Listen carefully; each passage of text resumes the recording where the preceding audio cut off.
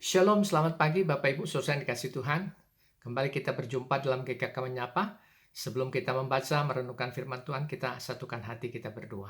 Bapak yang di surga, terima kasih untuk kesempatan yang baik, yang indah, yang Tuhan anugerahkan untuk kami boleh berdekat kepada Tuhan dalam persekutuan, bersaat teduh, untuk belajar dan diajar oleh firman Tuhan. Bersabdalah ya Tuhan, karena kami mau dan siap untuk merenungkan firman-Mu. Di dalam nama Tuhan Yesus kami sudah berdoa.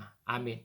Bacaan kita pagi ini terambil dari Efesus, surat Paulus kepada jemaat di Efesus, pasalnya yang keempat, saudara. Pasal yang keempat, ayat yang ke-17, sampai pasal yang kelima, ayat yang kedua. Efesus, pasalnya yang keempat, ayat yang ke-17, sampai pasal yang kelima, ayat yang kedua. Nah, kita coba fokuskan bacaan kita hanya di ayatnya yang ke-22 dan yang ke-24 saja. Efesus pasal yang keempat ayat 22 dan 24. Demikian firman Tuhan. Yaitu bahwa kamu berhubung dengan kehidupan kamu yang dahulu harus menanggalkan manusia lama yang menemui kebinasaannya oleh nafsunya yang menyesatkan, dan mengenakan manusia baru yang telah diciptakan menurut kehendak Allah di dalam kebenaran dan kekudusan yang sesungguhnya. Nah, Bapak Ibu Saudara dikasih Tuhan, bacaan kita hari ini berbicara tentang nasihat Paulus agar jemaat Efesus meninggalkan manusia lama mereka dan hidup dalam sebagai manusia yang baru dalam Kristus. Nah, dari perikop ini, saudara, apa yang Paulus ingin sampaikan berkait dengan hal itu? Yang pertama, saudara, bahwa manusia lama dengan segala perilakunya adalah masa lalu yang harus ditinggalkan. Nah, Paulus memulai nasihatnya dengan menegaskan agar jemaat di Efesus jangan lagi hidup sama seperti orang-orang yang tidak mengenal Allah.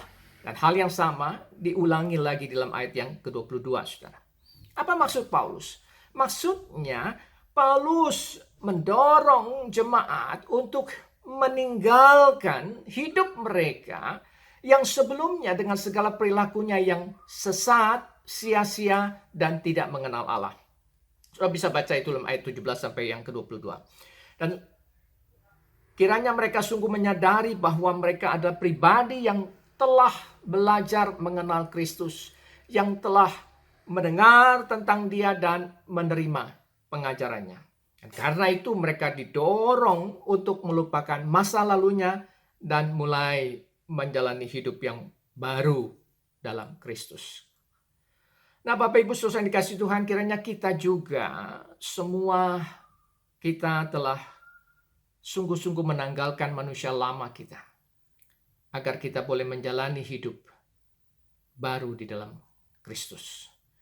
Yang kedua, saudara, hidup sebagai manusia baru bukan sekedar status. Nah, lalu pertanyaannya, apakah cukup jika hanya menyandang status sebagai manusia yang baru? Jawabannya tentu saja tidak cukup, saudara. Kenapa? Karena hidup sebagai manusia baru itu bukan sekedar status, tetapi juga harus disertai dengan perilaku yang sesuai dengan status yang dimilikinya. Paulus menekankan bahwa jemaat Efesus bukan hanya harus menanggalkan manusia lama, tetapi juga harus mengenakan manusia baru yang kemudian kita baca bahwa itu disertai juga dengan daftar perilaku yang sesuai dengan status yang mereka miliki. Baik itu tentang kejujuran, baik itu tentang menjaga mulut bibirnya, tidak mendukakan Roh Kudus, kemudian juga membangun relasi yang sehat dengan sesama, dan menjadi penurut-penurut Allah yang hidup dalam kasih. Nah, Bapak Ibu Saudara yang dikasih Tuhan, kiranya kita semua juga terpanggil untuk menunjukkan perilaku hidup yang sesuai dengan teladan Kristus. Sebagai bukti bahwa kita sungguh memahami menjadi manusia yang baru itu bukan sekedar status. Amin. Mari kita satukan hati, saudara, kita berdoa. Bapa yang di surga, terima kasih untuk firman-Mu yang sudah boleh kami baca dan renungkan pada pagi hari ini. Kiranya itu boleh kami terapkan, kami hidupi dalam setiap aspek kehidupan yang kami jalani hari ini dan selanjutnya. Berkati segala pekerjaan, usaha, dan kegiatan-kegiatan yang kami mau jalani hari ini.